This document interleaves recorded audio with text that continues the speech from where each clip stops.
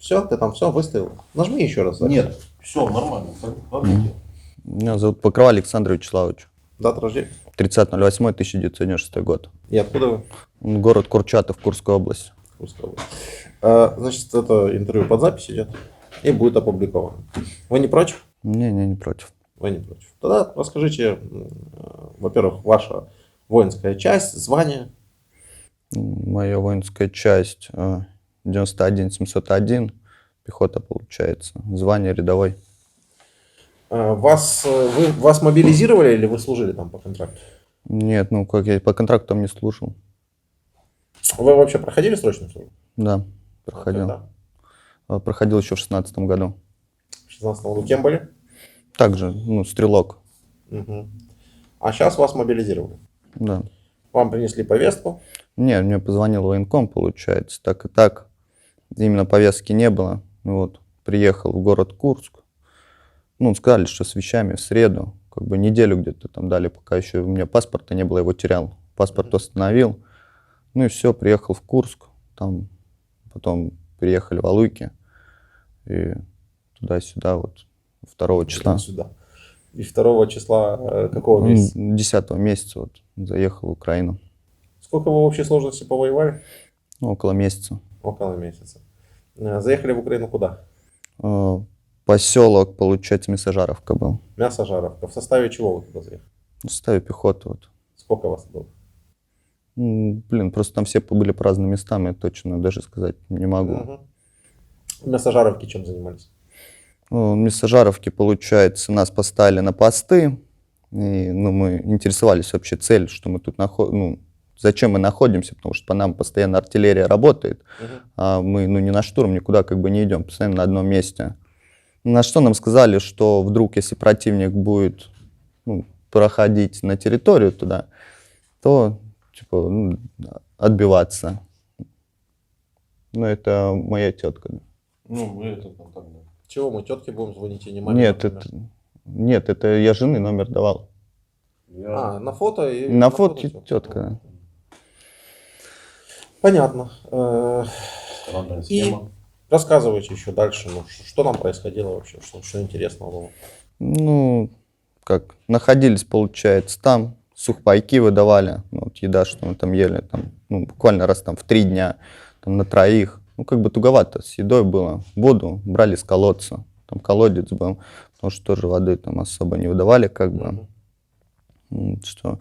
Получается, я вообще сначала стоял в середине, не Мясожаровки села, это Михайловка, там все рядом. И там таких вообще боев не было, там в основном артиллерия работала постоянно, всегда. Кроме ночи, в основном днем. И после чего меня отправили в усиление в эту Мясожаровку. Туда мы пришли, получается, находились на позициях.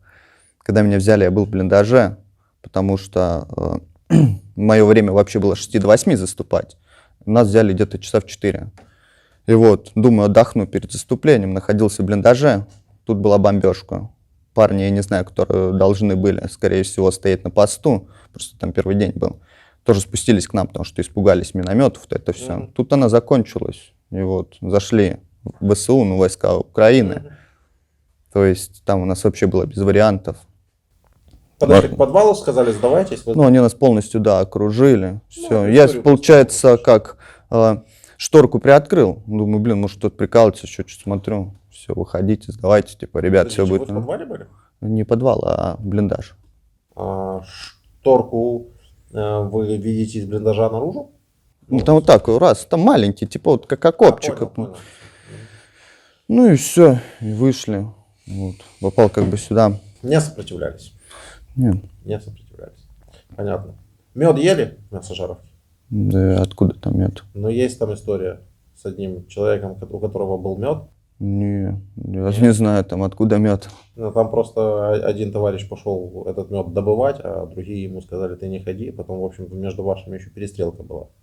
Я даже не слышал про такое. Там не одного на самом деле застрелили. Не слышали о том, что вы там своих? Я ж Мясожаров только первый день как к ним попал. А так я вообще был Все понял. Михайлов. Что еще из каких-то эпизодов может быть интересно вспомнить? Что там такого интересного? Честно сказать, когда вообще шел сюда, И как бы, как и по новостям показывали, и то, что уже войска чуть ли не под Белгородом Украины, Конечно. что тут в основном находятся войска НАТО, что наш народ в опасности. Так. Как бы хотел защищать свою родину, и Так. как бы, чтобы ко мне домой не пришли в семью, все. Ну, А когда... проверить информацию пытались? Ну, по Пробовали? интернету смотришь, там одни новости одно показывают, другие другое, как бы. Правда, и тем более от политики, как бы сильно, честно сказать, далек. И вот, ну, пришел, убедился на своем тут опыте, что все по-другому. Что И именно? По-другому? как бы война даже совсем другая. И, блин, как там показывают, что НАТО, не НАТО, честно сказать, я тут войсков НАТО как бы не видел, не наблюдал. Таким выгребать от украинцев стыдно, поэтому они себе НАТО. И вот, потом что там... Сначала же с нацистами воевали, помните? У вас по телевизору. Да, да. Потом нацисты раз куда-то исчезли, теперь НАТО. Вот, говорили, что в плену, там даже видео было, что там и расчленяют, там, ну, издеваются над солдатами. Да. Ходит у вас такое видео, года с 15-го. Ну, не знаю, вот надо мной никто не издевался, ничего, как бы и кормят. И, Знаете, знаю. зачем вам гоняют такие видео? ну, чтобы подрывались, скорее всего, и не сдавались в плен. Правильно. Логично. Нет человека, нет проблемы. Это А понятно. теперь вы у них проблема. Вы знаете? Ну да. Что вы создали проблему своей армии. Теперь вас как-то из плена надо доставать. Вот сейчас вашей, кому там, сестре, да? Не, ну это же жены вообще жене, надо. жене сейчас вашей позвоним, она пойдет ваших военкомов качать. Это для них проблема. Звоним, да, Димон? Да пока она не отвечает. А, не отвечает. Я понял, так общаются. Не, ну на WhatsApp ты как-то пробовал позвонить, не получалось, а вот если на этот, на телефон... Позвоним на обычный телефон. Позвоним, не вопрос. Скажите, пожалуйста, а в чем российская армия отличается от нацистской? Ну, от армии нацистской Германии. Ну, до этого, когда вот я думал вообще, что как бы российская армия реально за справедливость и за народ, и как бы помочь тоже украинским, думали, что в основном, что силы ВСУ, не ВСУ, а как НАТО, не НАТО, ну, да. что там пытаются вот нацисты. просто вытеснить, и вот. Ну, как бы тут я... Кого откуда пытаются вытеснить? Ну, получается, славянский род, вот это вот все хотят подойти и к А кто же у России нас тут близко. останется, если мы вытесним славянский Не род? знаю, думал, пытаются там У нас подойти. бурятов нет, тувинцев нет, марийцев нет. Ну, думали, вот землю, может, как-то хотят забрать поближе к России, чтобы там, не знаю, там на Россию какие-то удары, не удары. У нас тут почти 40 миллионов славян. Куда их должны вытеснить? Ну, интересно просто. Ну как вы это себе представляете? Ну, И какие удары по России? Сколько было ударов со стороны Украины по России до 24 февраля 2022 года? ну, по новостям там показывали, что ПВО сбивает. Так. Сбивает. Так чем? Ну, про Украину я понял. То, что вам рассказывали, это не подтвердилось. А российская армия в таком случае, она чем от нацистской отличается? У нацистов там тоже была история, что необходимо защищать Германию, что все на них наступают, что Англия на них наступает, что Франция на них наступает, что поляки у них вообще часть территории отняли, например, там Дансинг такой был. Эта риторика была тоже у геббельсовской пропаганды. Все это было. Потом они пошли в вторжение. Так в чем отличие? Честно сказать, я не могу на это. Не, ну вам лучше бы найти на это ответ. Знаете почему? Потому что у нас в плену, вы, как вы уже сами понимаете, вам ничего не угрожает, и вы можете сколько угодно сейчас мне тут рассказывать все, что угодно, это никак на вас не отразится. А вот вернетесь в Россию, там вас могут спросить. Так что вы же давайте для своих как-то постарайтесь объяснить. Потом вам скажут, что о, молодец, уверенно себя чувствовал, доказывал. Героя России вам дадут. Ну вот чем отличается? Да ничего не дадут. Это я уже перегнул, конечно. Ну, честно сказать, я думал, что вот наша армия как бы реально за справедливость и, блин, наоборот, для помощи людям, там еще что-то. Это я уже понял, что вы так думали. Вот. Ну, просто, правда, там далек от политики. И... Просто нам показывают там одни новости, тут совершенно другие. Так а зачем вам новости? Я вот, например, новости вообще не смотрю. Серьезно, не смотрю телек. Просто где я нахожусь, ну, где именно живу, там вообще, можно сказать, неподалеку от границы. И я тоже думал, ну, как даже опасение было, что вот-вот, как там говорят, уже вот рядом, что враг скоро будет. Нет, так а вы заметили, что у вас все как бы вот-вот. Вот уже вот-вот. Вот уже скоро Украина вступит в НАТО, потом вот-вот уже скоро Украина на Белгород нападет. Поэтому потом вот-вот там какие-то биолаборатории, вот-вот на нас какие-то гуси полетят, непонятно. Все какое-то вот-вот. При этом Финляндия, Швеция спокойно вступает в НАТО, вас это никого не беспокоит. НАТО приближается к вашим границам на расстояние вытянутой руки. Ни больше, ни меньше. К Питеру, вашей северной так называемой столице, приближается НАТО на расстояние 100 километров. Никого не беспокоит. Все нормально. НАТО, оно что какое-то разное. То есть оно в Финляндии не представляет опасности, а в Украине, где его не было никогда, оно очень опасное. Да? Или как? Не, ну вот у вас все политикой не интересуются. Ну, блин, ну я пытаюсь понять, как вы там мыслите. Или вы вообще не мыслите.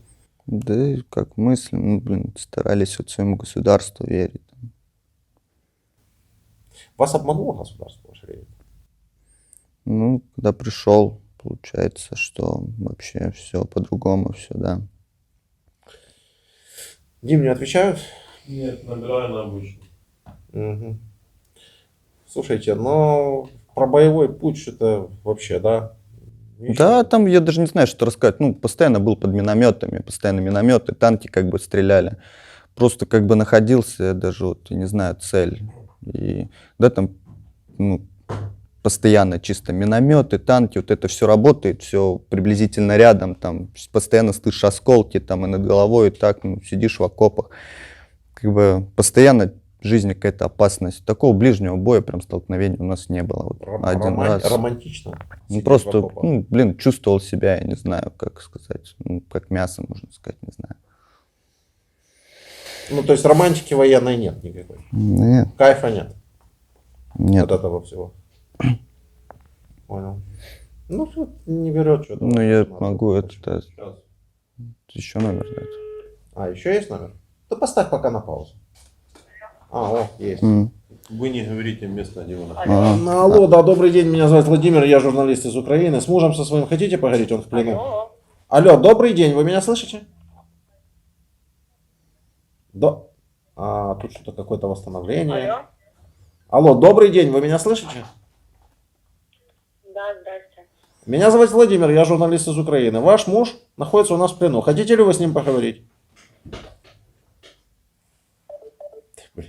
Да, видно, плохо слышит. Что же за фигня? Да нет, тут что-то то ли у нас со связью. Да, может, то ли она- у них со У связью. нас все. Не, ну у нас сейчас в связи с У нас все прилетами, хорошо. с прилетами. А там сверхдержава. Там по жизни Ядерная. сверхдержава. Там всегда все хорошо. За Я исключением- нажимаю на паузу. Да, давай. Я должен просто предупреждать, что разговор записывается. Мгм. А почему она то ли сбросила, то ли что, Сейчас сейчас сбрасывает. трубку не берет и сбрасывает? Ну, в общем, непонятно. Дима пытается набрать уже третий раз. То сбрасывает, то трубку не берет. Давайте другой номер какой-то еще. Мгм. Есть? Да, есть. Ну, сейчас еще раз. Поставь еще раз на паузу и пробуем другой номер. Добрый день. Ваш внук у нас в Украине в плену. Меня зовут Владимир, я журналист. Вы хотите с ним поговорить? Да. Разговор под записи для публикации. Передаю ему трубку. Алло, дедуш. Алло. Да. Нет, ты привет, дед. Ой, внучек. Как ты там? Да и все хорошо. Да и, Привет, золотой мой, мы целуем, любим. да и все, баб, все нормально, все хорошо. Скажи, папе, скажи здравствуй, скажи. Ну, привет, доча. У вас там как дела, хорошо все? Да нормально. Это, дед, я, короче, сейчас нахожусь в плену, попал в плен, понял? Это, короче, от вас там что надо, сможете, пожалуйста, сходить в военкомат наш, сказать, что я нахожусь в плену, и чтобы они меня в списке на обмен вели. И, короче, когда я буду в списках, Саша, обменять. уже все пройдено, уже уже давно уже. Ну все, значит, как я в списках появлюсь, надеюсь, на Новый год уже дома буду к Новому году. Тут все хорошо, все самое страшное как бы позади уже. И как бы живой, здоровый, не волнуйтесь, никто тут не бьет, ничего не ломают. Да и вы насчет этого... Лариса, там пробили все там. Вы насчет этого даже там не переживайте, все как бы нормально. Внучек, золотой, любим тебя, целуем. А как вы вообще узнали, что я в плену? Миленький мой. Показывали, что там этот. Так. Интервью брали Ага. и пробили через это, через... Ну вы не переживайте, все как бы нормально, все хорошо. Ну дай бог. И вот. Сейчас вот скоро, ну короче, ждем списки на обмен, ну когда сейчас обмен будет. Вот. Так что вы не волнуйтесь, там все нормально, никто не бьет, ничего как бы. То может вы там переживаете, там бабушку тоже успокоит, там скажи, что все хорошо, уже все как бы самое страшное уже позади, когда минометы, танки стреляли, уже это как бы все прошло, тут уже в безопасности нахожусь. Ну, в плену. Ладно, давай. Это, а можешь Лёле дать трубку, она у вас, не? Да, дочь, привет. Папа, люблю. Дочь, я тебя тоже очень сильно люблю. Надеюсь, что Новый год. Я тебя тоже люблю, дочь. Она тебя спрашивает постоянно. Дочь, папа, надеюсь, скоро вернется. Да, да. Алло, Саша, она постоянно спрашивает, а где папа? Мы говорим, работает папа. Внучек, миленький мой. Спасибо, говорит, всем спасибо, что подключили. Спасибо, мы тебя ждем. Ой, папа, спасибо, мы тебя ждем. Миленький, родненький. Да, ба, успокойся, хорошо. Ладно, внучек. Да, это жене. Ну, можешь Лёле дать трубку? А Лёри нет, она Лерочка у нас уже, я 3 или 4 у нас Лера. Не папу, да, Лера просит. Лера, ну-ка, папа. Да, дочь. Я люблю Да, тебя. маленькая. Люблю. Люблю и жду. Люблю и жду. Я тебя тоже люблю. А Ольга где, дед? Дай, возьмите. Поплакала. Дай, пожалуйста, деду трубку. Дед, слышишь? Алло. Лера? Не, это слышишь, а Оля где? А Оля дома. А чё? Взяли, мы читаем приезд. Ну, мы взяли просто эту. То ей, короче, звоню, не могу дозвониться. Можешь, пожалуйста, сейчас ей позвонить, сказать, пускай возьмет трубку. Можешь, пожалуйста, сейчас ей позвонить, сказать, чтобы взяла трубку, то я дозвониться не могу. А то сейчас интервью уже скоро заканчивается. У него ж такой же. Не знаю, сейчас попробуем. Давай, дед, короче, все хорошо. Всех люблю, всех целую. Надеюсь, скоро буду дома. Можно один вопрос? Давай, внучек. Я прошу прощения, а можно вам один вопрос задать? Вот? Бабушке, вот, дедушке, скажите, пожалуйста, а зачем ваш внучок поехал в Украину убивать людей? Ну, как он поехал, если его призывали его всех подряд? А зачем всех подряд призывают вот ехать в Украину людей убивать? В чем смысл? Ну, как убивать? Как... А что, Не знаю, как сказать. бордюры покрасить, дома построить с автоматами они сюда едут или с какой целью? Да ну. Ну. Нет, конечно, это все. Я не знаю, что такое, что творишь, что мирным путем не башли. Так вы мирным путем. Мирным путем на своей территории бы решали. Зачем вы к нам сюда сунетесь? Да ну, я говорю, вообще мирным путем начаться все, что они не могли. Это все решить вопросы. Зачем эта война? К чему это дети гибнут? Не поддерживаете вы, да? Эти действия? Конечно, не поддерживаю. Не Конечно, поддерживаю. Хорошо, ладно, скажите пока. Все, Дедуш, давай, пока. Поцелуйте от меня там дочку. Очень сильно вас люблю. Жду встречи. Надеюсь, будем скоро рядом. Ага, давай. Давай. Сейчас он жене позвонит. Да, сейчас мы еще жене вашей наберем. Ну вот, между разговорами. Что вы можете от себя добавить, сказать, может быть? Ты даже не знаешь, что добавить, сказать. Как бы это, урок для меня. Какой очень. номер жены? Сейчас дед должен мне позвонить вот этот код. Подожди. Он же ей еще не набрал, не сказал. Сейчас он ее наберет, скажет. Получается, ждем. Получается, ждем. Получается. Собственно говоря. Получается, собственно говоря, так. Дон. Ну вот от себя, что вы можете добавить? Ну, от себя могу добавить, что эта война, правда, как бы народу не нужна. Просто кровопролитие вот это вот. И я не знаю, или правительству, или кому это вообще зачем нужна, я до сих пор это понять вообще не могу. Потому что мирному народу это как бы война точно не нужна. Столько потерь, столько и пацанов молодых приехали, как бы защищать свою родину, а получилось так, что... Блин, я вообще Совершенно понимаю, у сам. ваших молодых пацанов, у вас что, нет понимания, что ваша родина, она не здесь? И мы вам ничего не сделали на самом-то деле. Просто как бы, когда там показывают, пытаемся там верить, не знаю даже. Ну, даже не Это пытаемся. и дело, что вы пытаетесь верить, но не пытаетесь даже проверить. Не, ну проверяем, ну просто Хреново далеко вы- от этой хреново всей вы политики. проверяете. Мне кажется, люди, которые более умные, более умнее, те либо за границу, Да, может, сбежали куда-то уже за уехали. границу, которые поумнее. У вас Которые... знаете, у кого самые умные дети? У Пескова, например. Или у Лаврова. У Путина. У Путина не знаю, что там у Путина. У половины политиков ваших за рубежом дети учатся. Живут. Виллы, дачи. Я не слышал, чтобы кто-то из ваших политиков ездил на какой-то патриотической машине российского производства. Все они ездят на вражеских, загнивающих. А на деле получается, что гниют как раз таки Жигули. Вот в чем дело. Ладно. Ну что, Дим, давай, я думаю, что успели уже предупредить, сообщить там. Да можно Жене наберем еще.